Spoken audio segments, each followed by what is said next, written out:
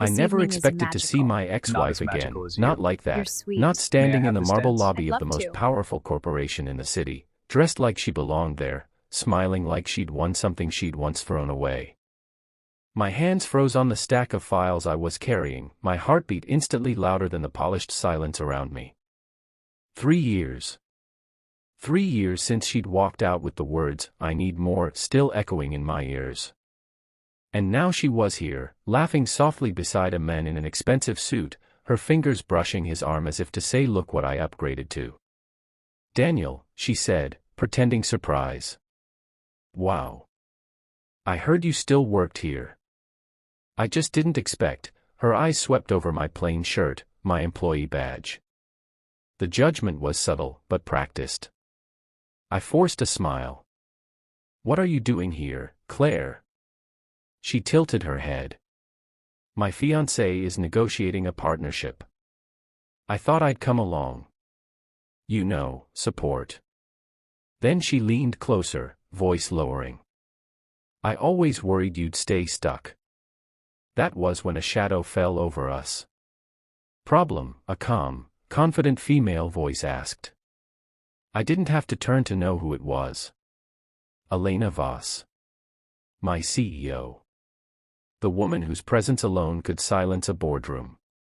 Tall, composed, devastatingly elegant, power tailored into human form. Claire's expression changed instantly. Curiosity. Calculation. Elena's hand slid naturally around my arm. "This is my boyfriend," Elena said smoothly. "Daniel." Boyfriend. The word hit me harder than any insult Claire had ever thrown. I stared at Elena, stunned, but her grip tightened just enough to warn me, "Play along." Claire's smile wavered. "Your boyfriend." Elena smiled back, not polite, not corporate. Personal. Dangerous. Yes. We try to keep it private. Claire laughed too quickly. "Oh. I didn't realize." "You wouldn't," Elena replied. "Daniel prefers real connections." That was the kill shot. I felt it. Claire did too. When she finally walked away, heels clicking sharper than before, I exhaled like I'd been underwater. "Elena," I started. She didn't let go of my arm. "Come to my office." The elevator ride was silent. Too silent. Once inside her office, she released me and turned, arms crossed, studying my face like a chessboard. "She still gets under your skin," she said. "I didn't ask you to do that," I replied. "No," Elena said calmly. "I asked myself." Then she surprised me. "I need a favor," she said. My stomach dropped. "What kind?" She walked closer, voice low. "That woman. Claire? She's dating the CEO of our biggest rival. He's arrogant. Obsessed with status. And unfortunately, very curious about my personal life." I frowned. "You used me as bait." "I used a truth-adjacent lie," she corrected. "And I need to keep using it." My heart pounded. "Elena, this is insane." She stopped inches from me. I could smell her perfume. Feel her warmth. "I'll make it worth your while," she said. "Promotion. Protection. And one rule." I swallowed. "What rule?" Her eyes locked onto mine. "One kiss," she said softly. "When it matters." The room felt smaller. Hotter. "You don't have to answer now," she added.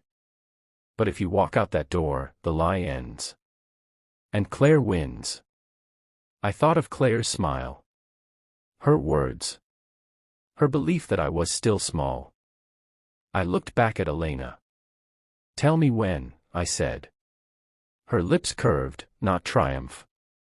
Anticipation.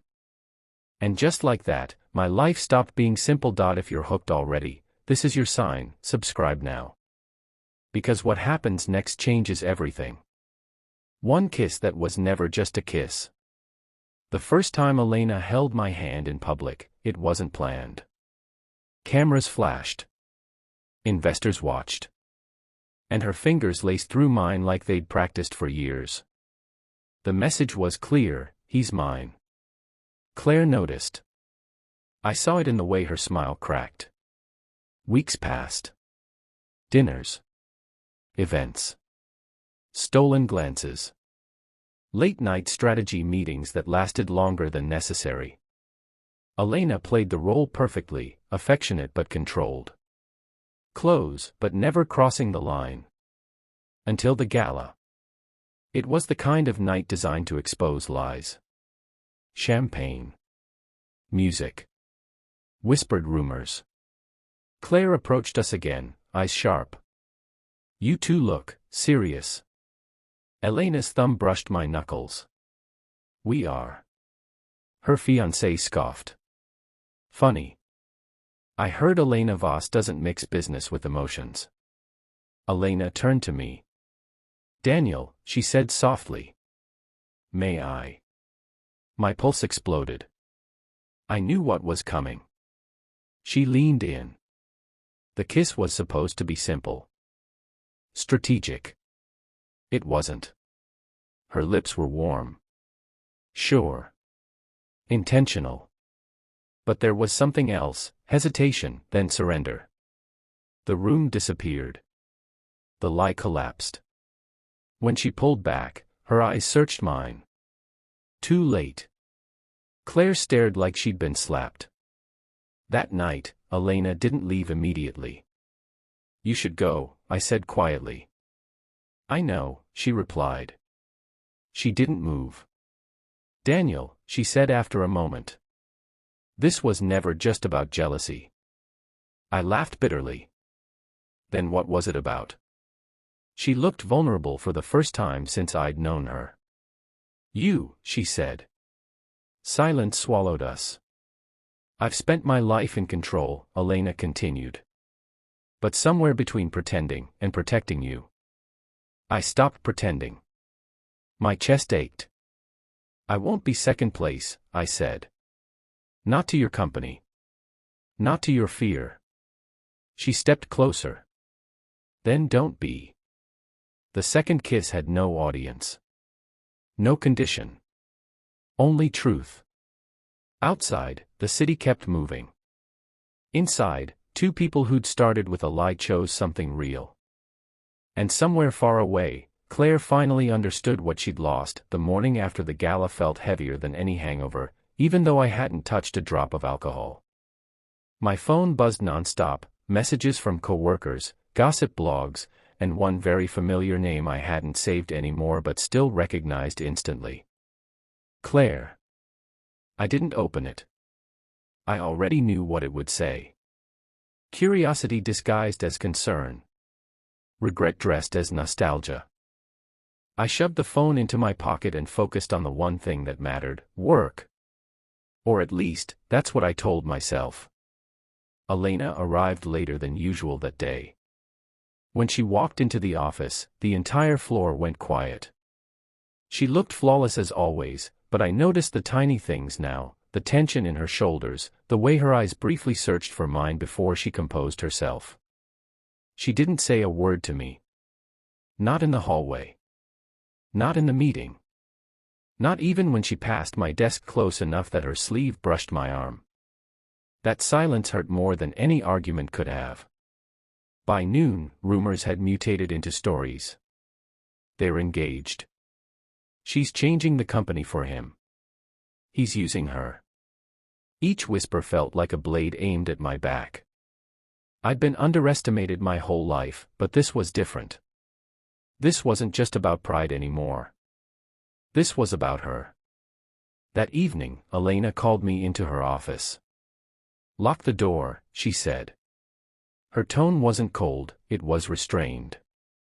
I did as told.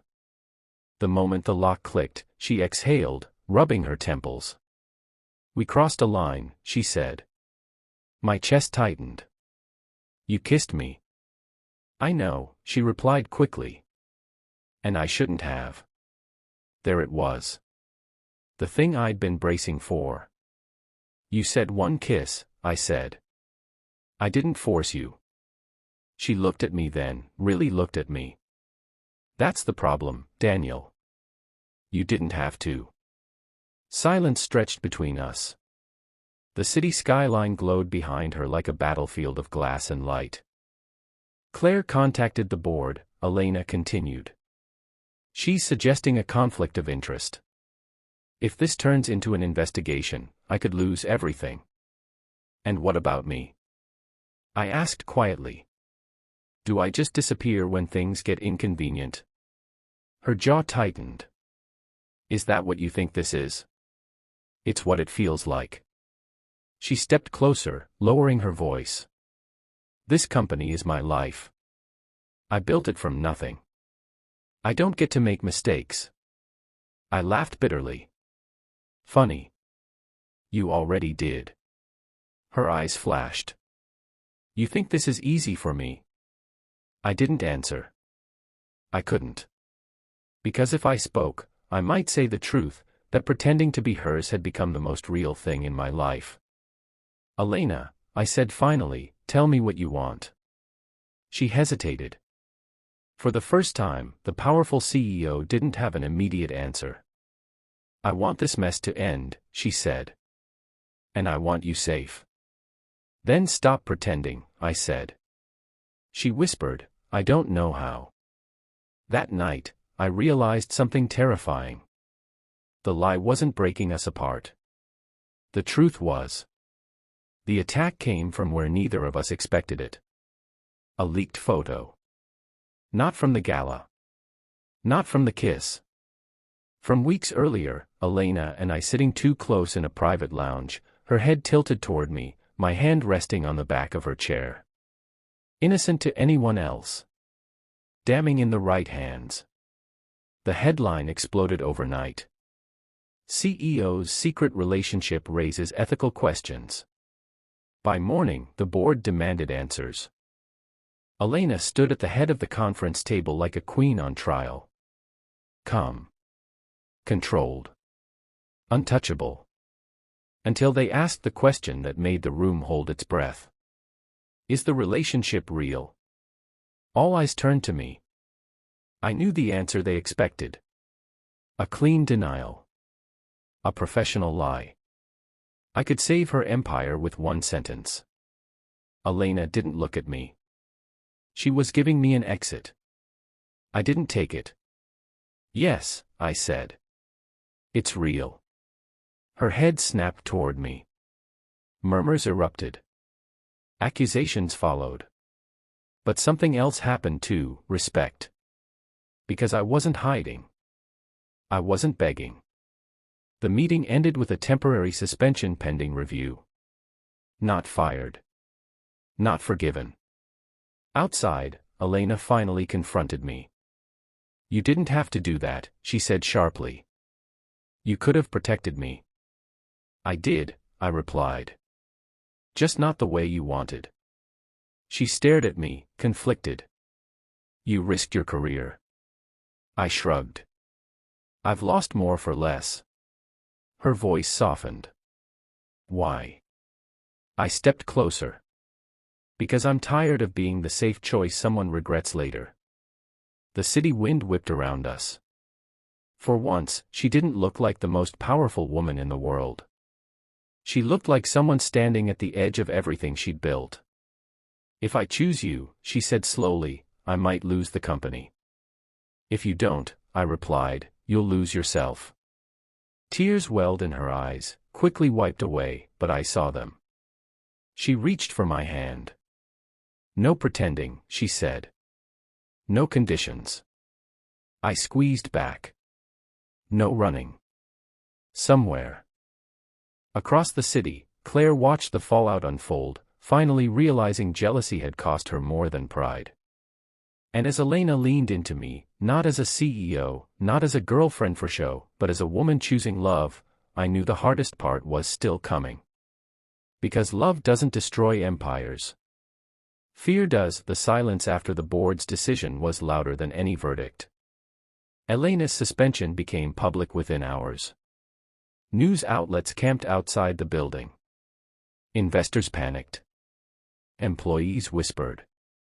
And I, once invisible, had become the most controversial man in the city overnight. Gold digger. Climber. The boy who slept his way to the top. I read every headline Elena told me not to read. She stopped me at the elevator that night.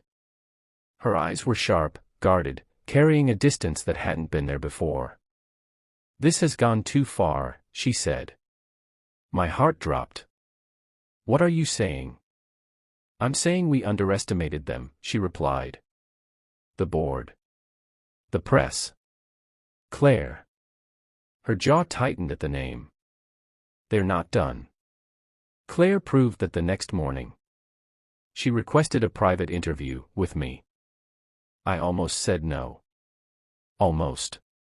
She sat across from me in a quiet cafe, still beautiful.